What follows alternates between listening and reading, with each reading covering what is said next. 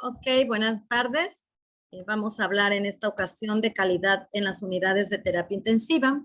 Ya estuvimos revisando algunos criterios o algunos conceptos de calidad en alguna otra plática y creo que los otros panelistas o conferencistas también tocarán algunos otros temas que creo que se complementarán con este tema. Aquí vamos a revisar un poco qué es la terapia intensiva, a qué le llamamos una unidad de terapia intensiva y vemos que es la organización, se dice que es una terapia intensiva, una organización de profesionales que ofrecen asistencia multidisciplinaria. Es decir, es un grupo, es un lugar donde existe un grupo de profesionales multidisciplinarios, de varias disciplinas de la medicina, en un espacio específico con varios requisitos para garantizar las condiciones del paciente, tanto de seguridad, de calidad y de eficiencia, para atender a pacientes que siendo estos susceptibles, o sea que a pesar de ser pacientes que tienen en peligro su vida, son susceptibles a recuperarse. ¿Y cuáles son esta atención que se brinda para que estos pacientes se recuperen? Pero cuidados y vigilancia, soporte orgánico y medicación específica en concreto. Es decir, entonces, una unidad de terapia intensiva es un espacio físico en una unidad hospitalaria donde se tienen o se atienden pacientes que a pesar de la gravedad que tienen posibilidades de recuperarse con atención, cuidado y vigilancia especial, con soporte orgánico, es decir, de soporte vital y de medicación que no se puede hacer en ninguna otra unidades por la característica, la especificación o la especialidad que es ese medicamento, tanto en dosis como en control que se debe de llevar, ¿no? Ok. También una unidad de cuidados intensivos es una sección de un hospital, decíamos, o de un centro de atención médica, donde se proporciona atención a pacientes con problemas potencialmente mortales. Es decir, un paciente que entra ahí tiene una probabilidad muy, muy alta de morir. Estos pacientes necesitan, para no morir, cuidados, un monitoreo, un tratamiento constante, lo cual puede incluir soporte de todas las funciones vitales, soporte respiratorio, soporte hídrico, soporte metabólico, etc.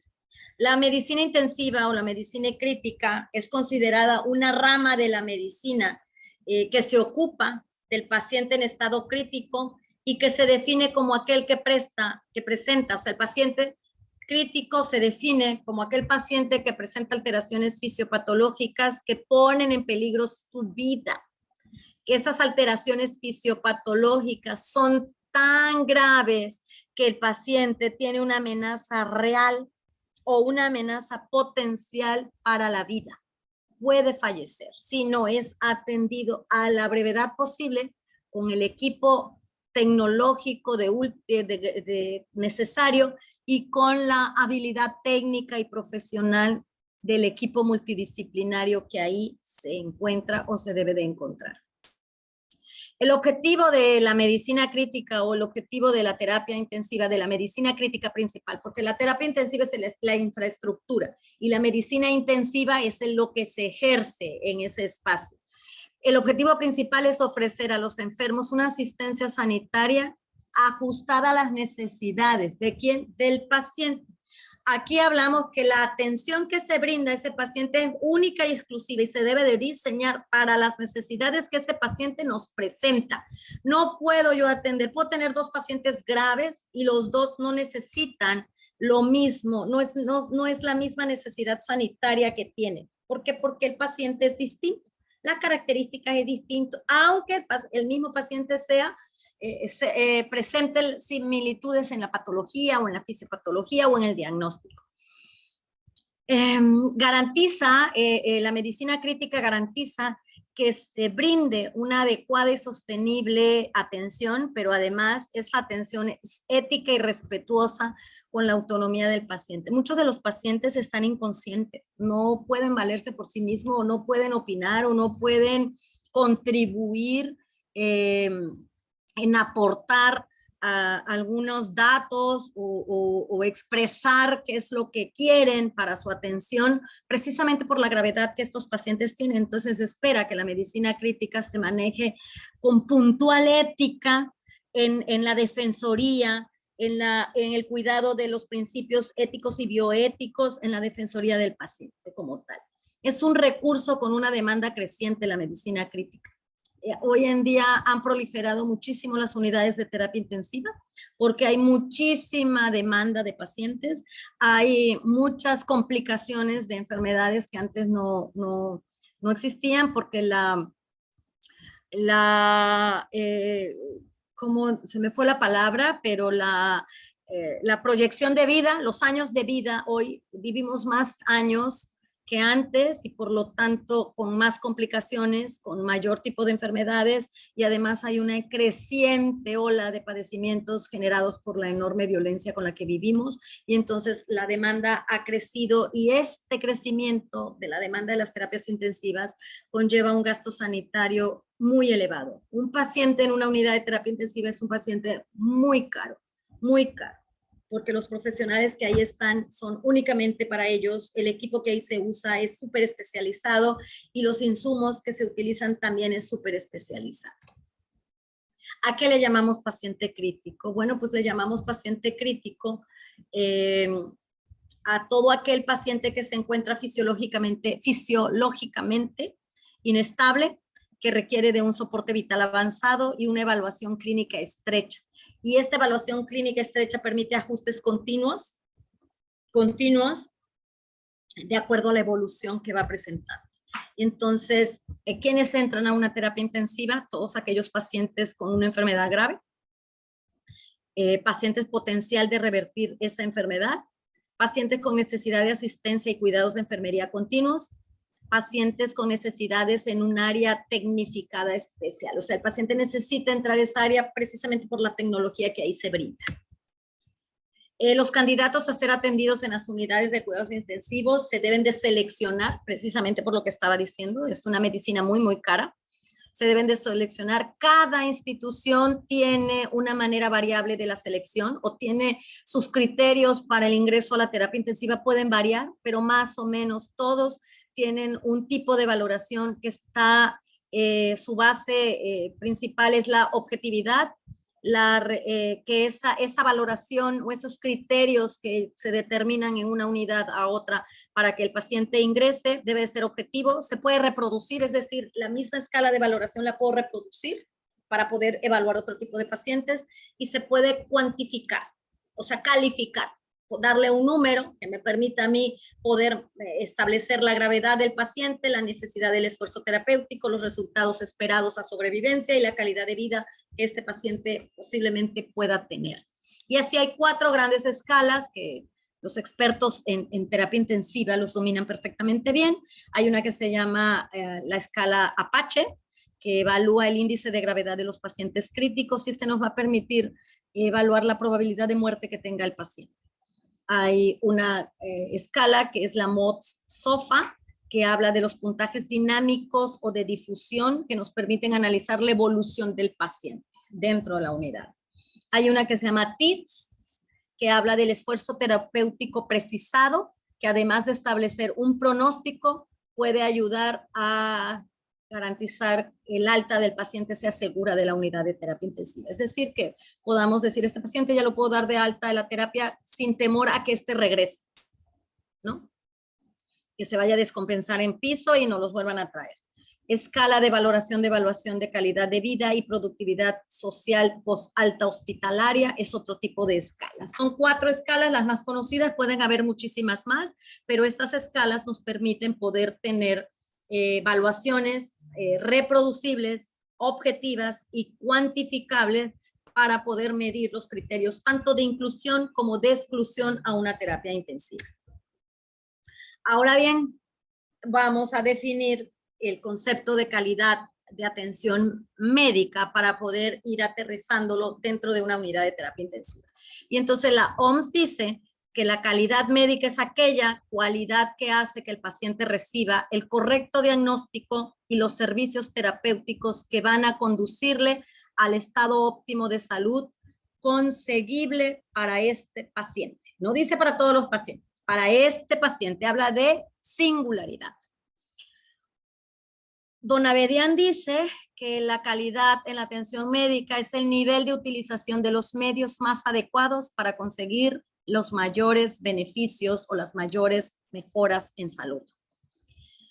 La Young Commission Internacional habla que es el grado del servicio de atención al paciente que aumenta las probabilidades de obtener resultados deseados por el paciente y reducir las posibilidades de los resultados adversos dado el estado de conocimiento. Es decir, los tres hablan que hablar de calidad de la atención es poder brindarle al paciente un diagnóstico y un tratamiento de acuerdo a las necesidades en atención de salud o de enfermedad que la persona venga y solicite.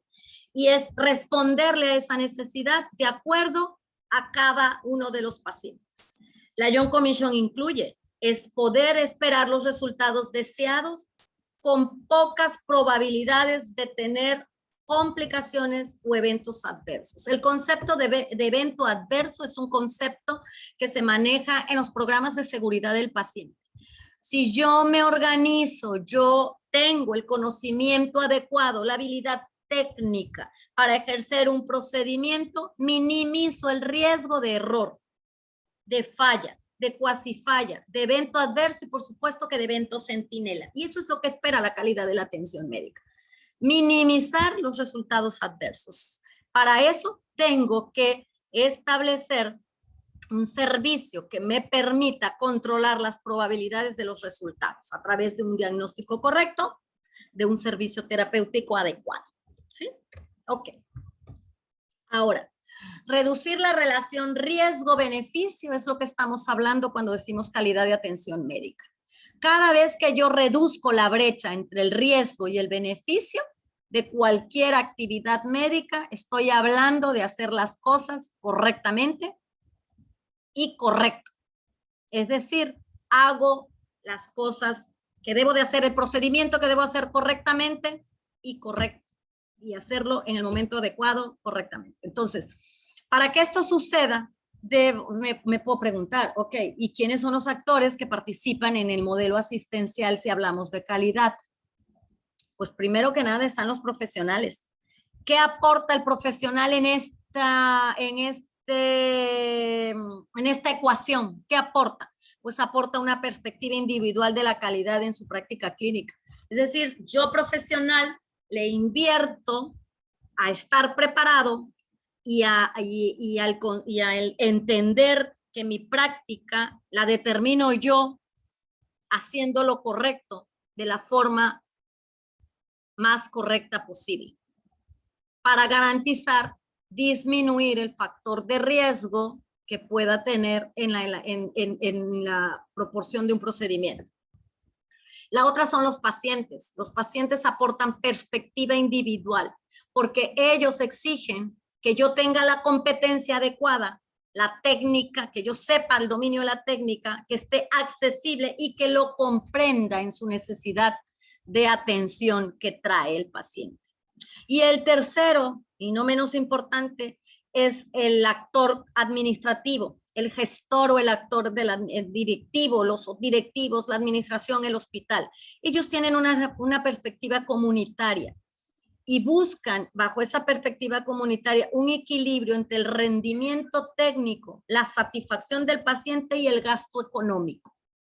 Es decir, tengo a los mejores, satisfago lo que me exige mi cliente, pero a un costo asumible, razonable. Y aquí vemos en el esquema, los tres convergen en la calidad desde distintas perspectivas, pero juntos hacen el concepto de calidad de atención médica en relación o para buscar la reducción del riesgo-beneficio.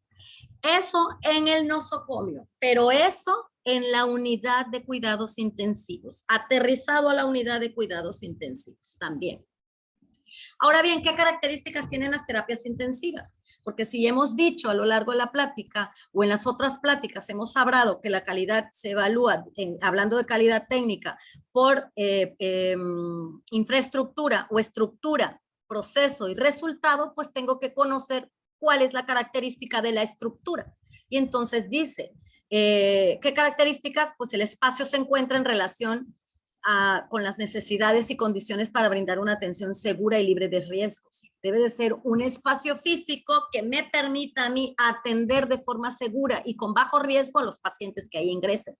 Debe de tener una capacidad por cubículo que me permita, es decir, por unidad de paciente, que me permita que por lo menos trabajemos al mismo tiempo 4 profesionales desde cualquier punto. Además, el equipamiento, es decir, debo de tener un equipamiento que me permita a mí la monitorización, el soporte vital y los equipos portátiles que estemos moviendo de unidad a unidad.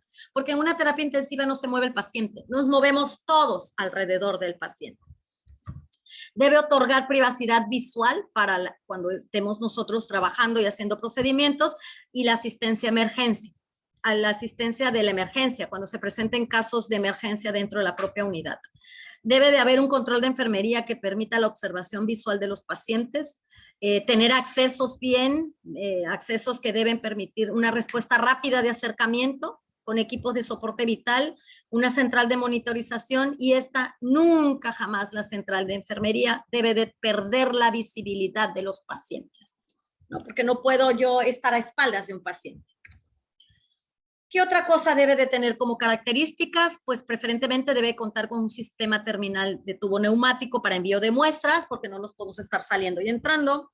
Debe de tener áreas de almacenamiento para fármacos, materiales, estériles, no estériles, ropa, áreas de guarda, equipos, puertas adecuadas que no nos corten dimensión a los espacios físicos. De ser posible, las áreas deben de tener áreas administrativas, entonces, donde se puedan hacer los informes, las sesiones, las clases, las sesiones clínicas, espacios con equipamiento para lavados de mano, para que la visita, las personas que entren a visita y el propio personal de salud que entra a interconsultar. Cubículos para el personal médico y el jefe de piso de enfermería, áreas con vestidores y baños exclusivos para cada unidad. Esas son como que características muy, muy generales que lo marca la literatura, que son características de infraestructura que debe de tener las unidades. Otras cuestiones, si hablábamos de procesos y de resultados, pues los procesos, ¿cuáles serían todos los procedimientos técnicos, médicos, de enfermería o de cualquier profesional que brinde atención directa? Y resultado, pues los medimos a través de indicadores, y nosotros esperamos que un hospital que va a poner o que tiene una terapia intensiva, la terapia intensiva ocupe del 4 al 5% de las camas de un hospital. Si yo tengo 100 camas, pues voy a tener entre 4 y 5 camas dentro de una unidad de terapia intensiva, ¿no? Entre el 4 y 5%. El costo promedio, estos son indicadores, el costo promedio por día que cuesta una terapia intensiva son 2,000 euros, o su equivalente de $2,208, o su equivalente al tipo de cambio de hoy de 36,776 pesos mexicanos. O sea, no es barato tener un paciente en una unidad de cuidados intensivos, no lo es, ya lo decíamos. El índice de atención de enfermería va de 1 a 2 pacientes por enfermera. 7 de cada 100 pacientes contraen infecciones asociadas a la atención en salud en los países con ingresos altos. En los países con ingresos bajos se dice que del 15 de cada 100 pacientes contraen infecciones asociadas a la atención de salud. 1 de cada 10 pacientes que contraen infecciones asociadas a la atención de salud fallece. El índice promedio de ocupación debe de estar por lo menos en el 70%. El índice de mortalidad entre el 10 y el 15%, y esto está dado también a países con mayor ingresos o a países con ingresos más bajos. La estancia media debe de estar entre 4.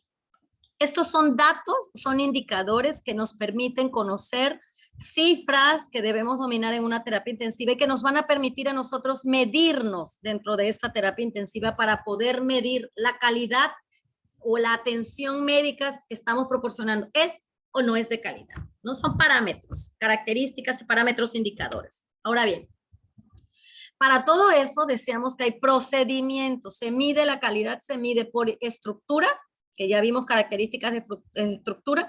Una unidad de paciente en la terapia intensiva debe estar alrededor de 12 metros cuadrados.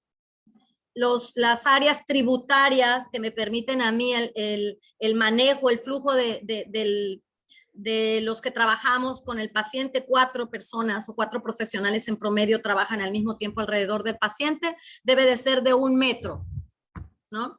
¿Cuántos contactos debe de tener una unidad de paciente? Alrededor de 8 para que me permita conectar las bombas, los equipos médicos que se necesitan. Mínimo 2 tomas de oxígeno, 2 tomas de aire, 2 tomas de vacío. Y así sucesivamente podríamos establecer criterios de estructura que me hablan de la calidad de la estructura de esa terapia intensiva, de las características técnicas de infraestructura de la terapia intensiva que me permiten a mí decir que puedo tener un espacio físico de calidad donde yo, profesional, tengo las mejores oportunidades de desarrollarme o de desarrollar mi profesión, mi habilidad técnica, mi competencia técnica con el paciente y brindarle mejor atención al paciente si se cumplen esas otras características. Pues es la relación que hay.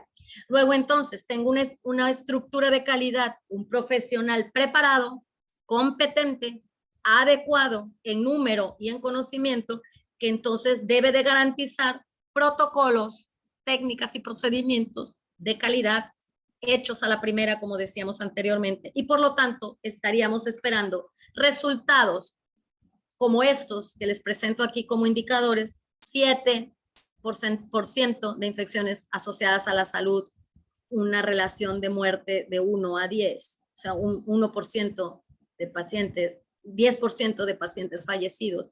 Todo lo que salga por arriba de esos rangos estaría hablando que algo está sucediendo, que yo no estoy garantizando el concepto o el trabajo de calidad que debe de ser, o la medición de calidad que debe de estar en la terapia intensiva. No sé si logro transmitir esta relación o esta conceptualización que les estoy intentando explicar. Entonces, tenemos protocolos establecidos en la terapia intensiva y yo puedo decir, bueno, es que aquí dominamos y manejamos el protocolo de estandarización del cuidado del paciente con sonda vesical. Está escrito, aquí lo tenemos, todo mundo lo conoce, está colgado aquí, tengo duda, vengo, lo consulto y lo pongo en marcha, ¿ok? Estoy hablando de que estoy ejerciendo calidad técnica, pero el cumplimiento de ese protocolo me está dando resultados, habría que medirlo. ¿Cómo voy a medir que tengo ese protocolo estandarizado? El cuidado del paciente con sonda vesical instalada está estandarizado en la terapia intensiva. Pues con no tener infecciones urinarias, ¿no? Ese sería el resultado que habría que buscar con toda la intencionalidad, medir. Ok, otro protocolo que está estandarizado, el manejo del paciente con catéter periférico y central, ya sea que de ahí se vaya permanentemente a su casa o el que manejamos ahí en la terapia. Ok, colocan el catéter, se supone que está bien colocado, no hubo complicación en la colocación. Ahora el cuidado. ¿Cómo sé que el cuidado que estoy dando verdaderamente está dando resultado? Porque no tengo infección sistémica o del torrente sanguíneo. Ese sería el resultado. El protocolo de prevención de caídas en pacientes hospitalizados. No se me cae ningún paciente con alteración neurológica en la terapia intensiva. Tengo el protocolo de lesiones por presión. ¿Cómo sé que está dando resultados? No tengo pacientes con lesiones por presión en la terapia. Todo el paciente postrado, porque en la terapia son pacientes postrados. Ninguno hace lesión por presión. O mi porcentaje de lesiones 1. ¿No? Existe para poder cumplir con esto los paquetes de acciones para las prevenciones, ya sea prevención del torrente sanguíneo, prevención de infecciones urinarias, prevención de neumonías asociadas a ventilación y prevención de infecciones de sitio quirúrgico. Todos estos protocolos que yo les estoy manejando, hay un montón más, pero estos son los de dominio más o de mayor conocimiento. Todos estos protocolos puedo decir que los tengo estandarizados y que están dando resultado en la terapia intensiva si el resultado es el esperado. Si yo pongo en marcha el paquete de acciones para prevenir neumonías asociadas a ventilación mecánica, significa que mis complicaciones de los pacientes con ventilación mecánica son mínimas. La principal es la neumonía por ventilador. Entonces, ¿son mínimas o no las tengo? Ah, quiere decir que de verdad estamos utilizando y que está dando un buen resultado. ¿Sí? Y eso se mide. Yo aquí les hablé de algunos indicadores posibles de medir, pero estos tienen indicadores. ¿Cuál es el indicador de la sonda? El que maneja el INDICA de enfermería. Hay que evaluarlo. El indicador de sondas vesicales, el indicador de enfermería de prevención de infecciones nosocomiales con pacientes con sonda vesical instalada, mide el cuidado, no la instalación de la sonda. Mide el cuidado que tenemos con el paciente con una sonda. Mide si lo cultivo, si la bolsa está a una buena altura, si no tiene reflujo, si no tiene secreciones, si está limpia el meato urinario o los genitales del paciente, mide el cuidado. Lo mismo lo de las vías urinarias, los de las neumonías. El paquete de acciones de prevención de infecciones nosocomiales, infecciones de neumonías asociadas a la ventilación, habla de cómo lo voy a aspirar al paciente, cuál es la técnica que debo de usar, por supuesto que estamos hablando de técnicas cerradas, qué debo de cuidar, mi lavado de manos, mi equipo de protección personal, el aseo bucal del paciente con clorexidina, todas esas acciones que me marcan el paquete van en técnicas y procedimientos que hago con el paciente con el único fin o el único objetivo de que la neumonía asociada a ventilación mecánica en la terapia vaya lo más cercano a cero. Y entonces estoy hablando de un resultado. Si yo hago acciones, intervenciones, procedimientos y mi resultado no se modifica lo más cercano a cero, no están siendo efectivas. Y entonces mi resultado no me está hablando de calidad. Puedo tener una estructura perfectamente bien. La calidad técnica, puedo tener personal capacitado que hace procedimientos, pero el resultado no es el adecuado. Tengo que revisar qué está fallando en los otros dos elementos de la calidad que me están dando un resultado no esperado. Y así podríamos revisar cada uno de ellos. No es el objetivo de la plática, pero sí es el objetivo de que pensemos y revisemos los que nos dedicamos o se dedican a la terapia intensiva, los pacientes críticos, ir a ver qué estoy haciendo, cómo lo estoy haciendo y qué de lo que estoy haciendo lo puedo hacer mejor. Ok, hay mucha bibliografía, yo les mostré aquí estos, el manual para la implementación de los paquetes de acciones para prevenir las infecciones o las IAS, el manualito este que ya es viejísimo de los 3 indicadores de infecciones y seguridad del paciente, ahí están los de los catéteres, ahí están los de las sondas, etcétera, el protocolo de manejo estandarizado, cada uno de estos trae sus propios indicadores.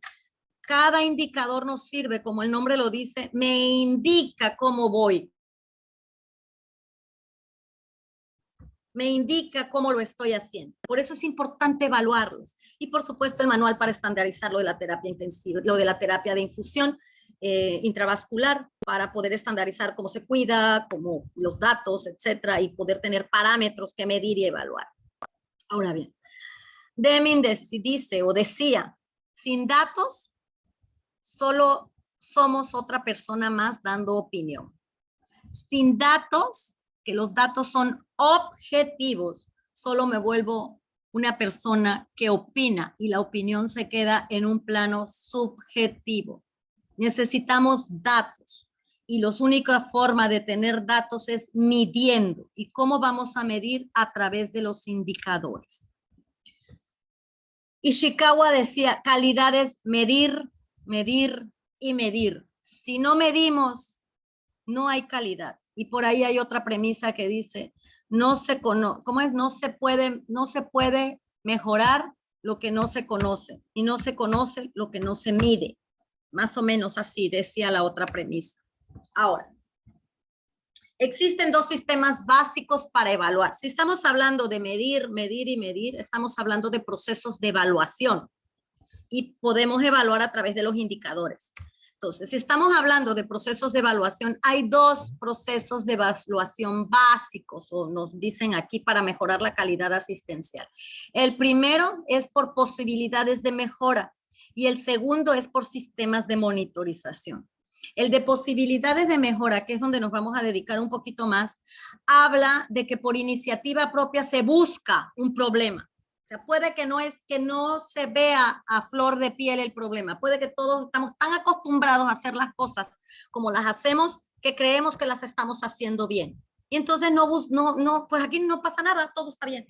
Entonces, esta de posibilidades de mejora, por posibilidades de mejora, busca el problema y entonces revisa, checa datos, analiza y entonces encuentra el problema. Una vez que se encuentra el problema, vamos a hacer la propuesta de mejora.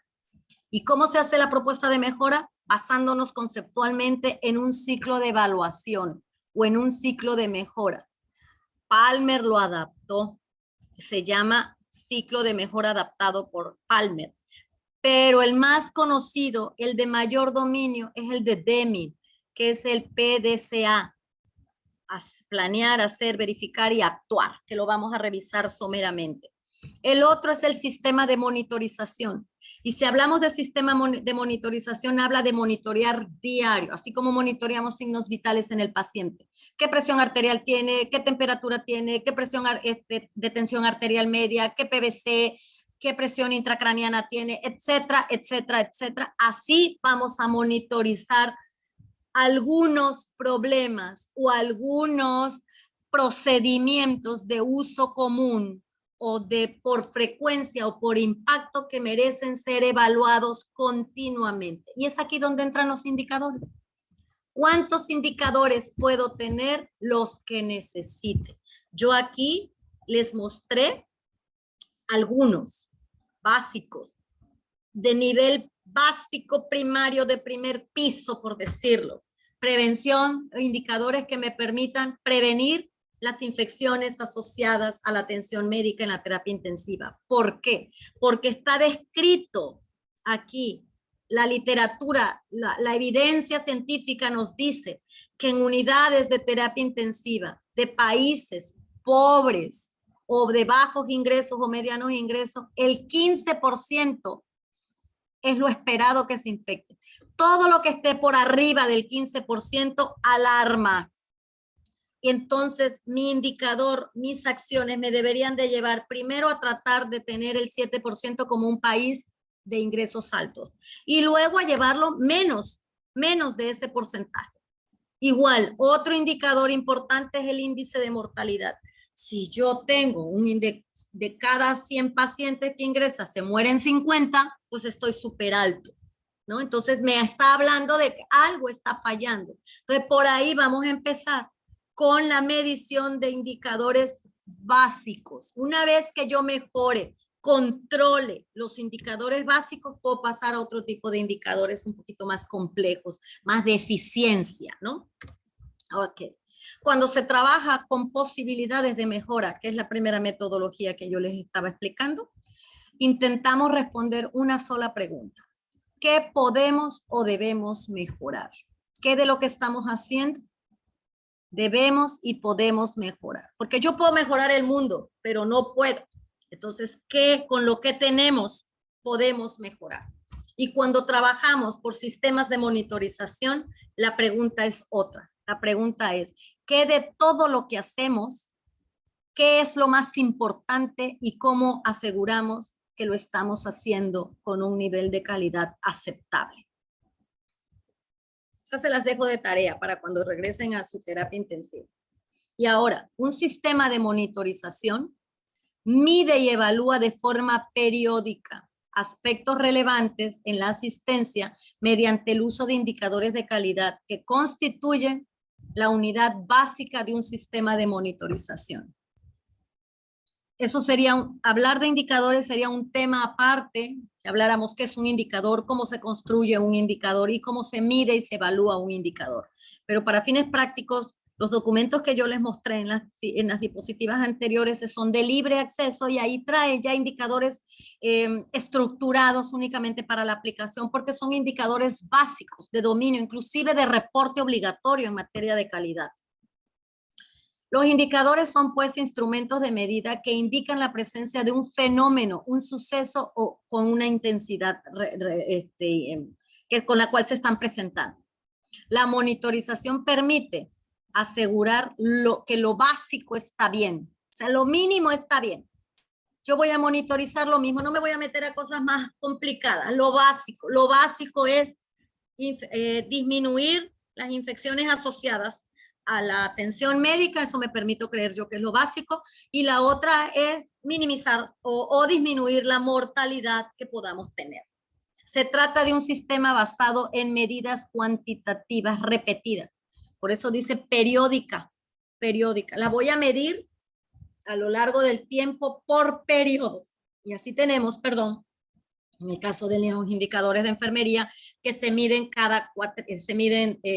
tetramestralmente, o sea, cada 4 meses, se dan los resultados, se establece la mejora, se vuelven a medir, se dan los resultados, se establece la mejora y se vuelven a medir, hasta tenerlos en los estándares esperados. Depende del indicador, mi estándar es 90 o 95. La monitorización tiene como finalidad última la de identificar problemas, situaciones de mejoras potenciales o de desviaciones que se puedan estar presentando en algún procedimiento. Los indicadores actúan como una llamada de atención. Si yo tengo bajo control el proceso o el protocolo de lesiones por presión, y de buenas a primeras empiezo a tener más lesiones de presión, si lo estoy midiendo me voy a dar cuenta en tiempo y eso me va a permitir hacer ajustes en el momento real para que no se me salga de control el procedimiento o no tenga yo mayores desviaciones. Ahora, ¿cómo vamos a hacer? Decíamos que la primera es la de monitorización, que era la que nos íbamos, pero hay otras de posibilidades de mejora. ¿Cómo vamos nosotros a establecer una mejora a través de posibilidades de mejora, o vamos a medir cosas a través de posibilidades de mejora? Dijimos que nos preguntamos, ¿qué podemos o debemos mejorar? Y esto lo podemos hacer a través de una metodología que se llama mejora continua. Deming es el creador del ciclo de mejora continua o el ciclo PDCA. Es un ciclo de mejora establecido por el estadístico Deming, que fue consultor y divulgador de este concepto de calidad total. Él falleció en 1993, pero nos dejó esta metodología, que es un método sistémico de resolución de problemas para lograr una mejora continua en la calidad. Es a través de 4 pasos: hacer, planear, hacer, medir y actuar. Esos son los pasos en sus siglas en inglés, por eso es PDCA, ¿no? Son 4 pasos, de tal forma que al finalizar el 4º paso, volvamos al primero, que sería planear, para repetir el ciclo de nuevo, y esto permita que las actividades sean reevaluadas periódicamente y por lo tanto sean capaces de incorporar las nuevas mejoras y que sean estas mejoras puestas en marcha y visibles, medibles. Ahora, aquí vamos a definir los 4 pasos. El primero es plan en inglés, que habla de planificar. Esta etapa busca las actividades susceptibles de mejora y establece objetivos claros y alcanzables. Busca las posibilidades de mejorar que tienen los grupos de trabajo. No lo hace una sola persona. Este modelo, este modelo de mejora continua se hace a través de grupos de trabajo. Hay que conformar un equipo, un grupo de trabajo que establezca, busque qué es lo susceptible a mejorar, cuáles van a ser los objetivos que queremos alcanzar y cómo nos vamos a organizar para trabajar, para buscar las opiniones, para buscar las nuevas tecnologías que permitan mejorar. El siguiente paso es hacer. Esa etapa busca realizar los cambios para implementar la mejora propuesta. Generalmente conviene hacer una prueba piloto que nos permita ver si lo que estamos proponiendo como acción para la mejora va a funcionar a gran escala. Otro es controlar o verificar. Ya planeamos lo que vamos a hacer, ya estamos haciendo, y entonces controlo y verifico, es decir, mido y se trata de implementar, una vez que esté implementada la mejora, hay que dejar un periodo para verificar si funcionó y entonces así medir si la mejora cumple las expectativas que nos planeamos. ¿Cuáles son las expectativas planeadas? El objetivo que buscamos alcanzar. Actuar. Actuar es ya una vez que finalicemos, veamos que esa prueba piloto funcionó, vamos a estudiar los resultados, a revisar esos resultados y si los resultados son favorables, lo vamos a implementar en toda la estructura. Podemos empezar con una unidad dentro de la terapia y luego lo establecemos en toda la terapia y una vez terminado esto, volvemos a empezar. ¿Cómo podemos volver a mejorar? Hasta llegar al error cero o a la infección cero o a la mortalidad cero. Bueno, eso sería muy imposible, pero lo más cercano al cero. Y entonces el enfoque de la mejora continua es buscar un estándar, hacer el ciclo de mejora continua, llegar al estándar, que es el objetivo que buscamos alcanzar, volver a hacer el ciclo, buscar otro estándar, volver a hacer el ciclo, y entonces la mejora se establece a lo largo de un tiempo determinado con 2 o 3 ciclos de mejora repetida, nos va a permitir, ven este triángulo, estábamos, no sé, la punta aquí podría ser 0, y acá podría ser 70, 80 o 90% lo que vamos alcanzando. Cada ciclo nos debe de permitir alcanzar y alcanzar y alcanzar una mejor calificación. Y entonces la mejora continua pretende mejorar los productos, los servicios y los procesos. Miren, en este esquema, en este dibujito está. Aquí hicimos el primer ciclo, hicimos una corrección, el segundo ciclo, volvemos a corregir otro ciclo y el tercer ciclo. Entonces, como ven, podemos ir incrementando, haciendo ciclos que permitan la mejora y ciclos que permitan el mantenimiento. Porque si nos descuidamos una vez que alcanzamos el objetivo y no seguimos en este círculo de mejora y lo dejamos, en lugar de mantenernos, vamos a retroceder. Aquí, por ejemplo, en el ejemplo primario hicieron un ciclo de mejora, no hubo ciclo de mejora, de corrección. Cuando volvieron a hacer el ciclo estábamos menos que al principio porque se pudieron haber confiado y costó trabajo en el siguiente ciclo hacer un ciclo de mantenimiento. El esquema es muy claro, muy visual, pero nos permite darnos tiempo. Todo es a través del tiempo, solo a través del tiempo podemos alcanzar la calidad. La calidad no se alcanza en 2 días. No es un trabajo de 2 minutos ni de una persona. Es un trabajo de un conjunto de personas que están verdaderamente convencidos y se hace a lo largo del tiempo. Entonces hay que postular que es una actitud general que debe de ser la base para asegurar la estabilización del proceso y la posibilidad de la mejora.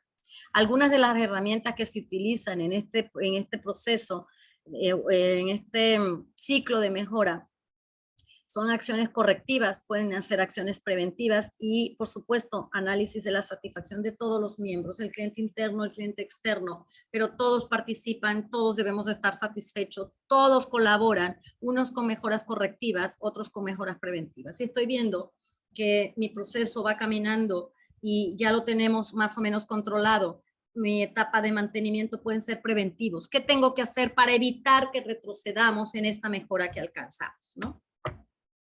Tiene 4 principios básicos el ciclo de mejora. 4 básicos y son muy fáciles. El primer principio es manténlo simple. El proceso que se establezca como mejora tiene que ser lo más simple posible, lo más amigable posible. No tengo por qué agregarle 50 pasos más para decir que va a ser mejor. Al contrario, entre más simple, más amigable, más fácil de aprender, más fácil de dominar y más fácil de poner en práctica. Claro, por hacerlo simple no me puedo saltar pasos y súper importantes. Por ejemplo, si hablamos de sonda vesical, de la instalación de la sonda vesical, establezco la técnica. Yo ya evalué mi indicador y estoy viendo que manejo bien el circuito cerrado, pero los pacientes se infectan. Ok, pero si tengo el circuito cerrado bien, ¿por qué se infectan? Resulta que es la instalación de la sonda, es el procedimiento de instalación de la sonda. Ok, vamos a revisar cómo es el procedimiento de instalación de sonda. Y nos damos cuenta que en este afán de mejora sustituí la higiene de manos por el uso de solución alcoholada. O sustituí por economía el uso no de los dos guantes, sino de uno. Entonces, hay que mantenerlo simple, pero no tan simple que ponga en peligro la mejora. Otro principio es, se centra en datos. Si nos centramos en datos erróneos, por supuesto que los resultados van a ser erróneos. Es que fíjate que yo creo, fíjate que yo veo. No, datos claros, objetivos y medibles. Midamos con certeza, aunque nos duela. Es que sale mal y sale porque pues fui yo. No, es el procedimiento. Si yo no busco datos verdaderos y reales, o sea, verdaderos, voy a trabajar con datos erróneos y por supuesto que mis resultados van a ser erróneos. Si nos confiamos en que esos datos son, o nos confiamos en él y en lo que dicen, pero no verificamos, también es un error. Entonces, un principio es que no nos confiemos y que verifiquemos. Otro principio es, si no lo puedes medir, no lo podrás gestionar. Y hablamos de gestionar en mejorar. Son principios básicos que no se nos pueden olvidar. Ahora bien, este es el ciclo de Deming. El ciclo de Deming yo se los platiqué muy ligerito porque también sería motivo de otra plática más sustancial, porque es toda una metodología. El ciclo de Deming, PDCA, habla de planear. Aquí en la planeación voy a buscar cuáles son mis objetivos, cuáles son mis recursos, cómo lo voy a comunicar, como mínimo. Aquí entra la etapa diagnóstica del proceso o procedimiento o problema que quiero mejorar. Cuando hablo de hacer, habla de hacer, revisarlos. Acá revisé procesos, acá revisé comunicación, acá revisé recursos, acá revisé datos que me den, ¿no? Y entonces aquí voy a hacer. ¿Qué voy a hacer? Un nuevo proceso, una nueva actividad. Voy a producir un nuevo diseño de un producto o un nuevo diseño de un servicio. Una vez que haga, lo pongo en marcha, que a eso se refiere, lo voy a verificar. Y cuando hablamos de verificar, estoy hablando de medir, y voy a medir a través de datos, a través de auditoría y a través de verificaciones. Aquí es donde salen todos los checklists, toda la formatería para medir si se puso bien el catéter, si se hizo, si no se hizo. Y por último voy a actuar. Actuar habla de analizar lo que verifiqué, de verificar que las acciones que se planearon se están haciendo y de hacer los ajustes y las correcciones de acuerdo a los datos verificados. Una vez que yo actualice y verifique, voy a tener resultados que me van a permitir hacer nuevamente un diagnóstico y volver a planear, volver a hacer, volver a verificar y volver a actuar. Por eso es un ciclo, es un círculo, no tiene fin, tiene principio pero no fin, porque una vez empezado, yo voy como una rueda, Esa metodología que salió de Deming, la Cruzada Nacional de la Calidad, el sistema de el CICalidad, el Sistema Integral de la Calidad, lo buscó,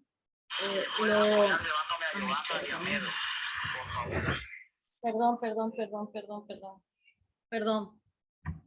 Esta metodología, el sistema de calidad, CICalidad y la Cruzada Nacional lo establecieron en algo que se llamó ruta de calidad.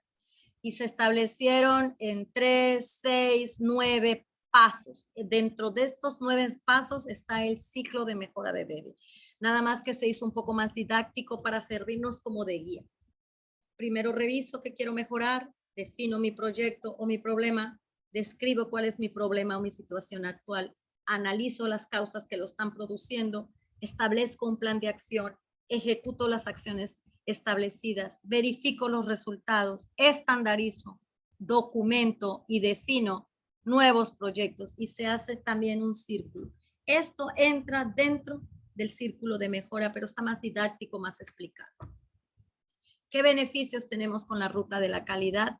Pues primero mejoramos la satisfacción del cliente, reducimos los costos sin afectar la calidad, optimizamos los recursos y convierte a los integrantes de la ruta de la calidad al equipo en emprendimiento, o en este caso habla de una empresa, pero una unidad de terapia intensiva la convertiría en un servicio o una unidad emprendedora con alto rendimiento, con una capacidad de atención competitiva.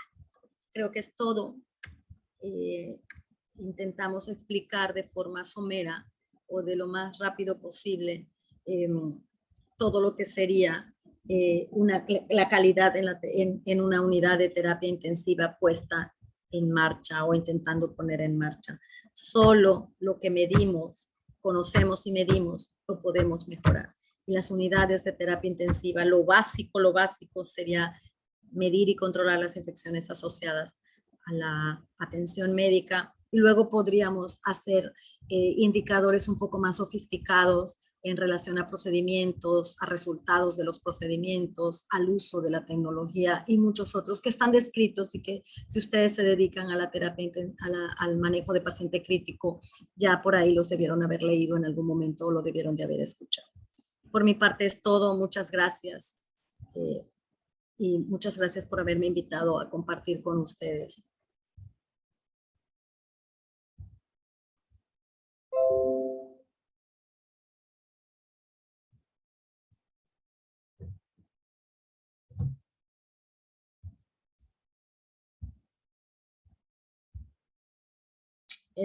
Maestro.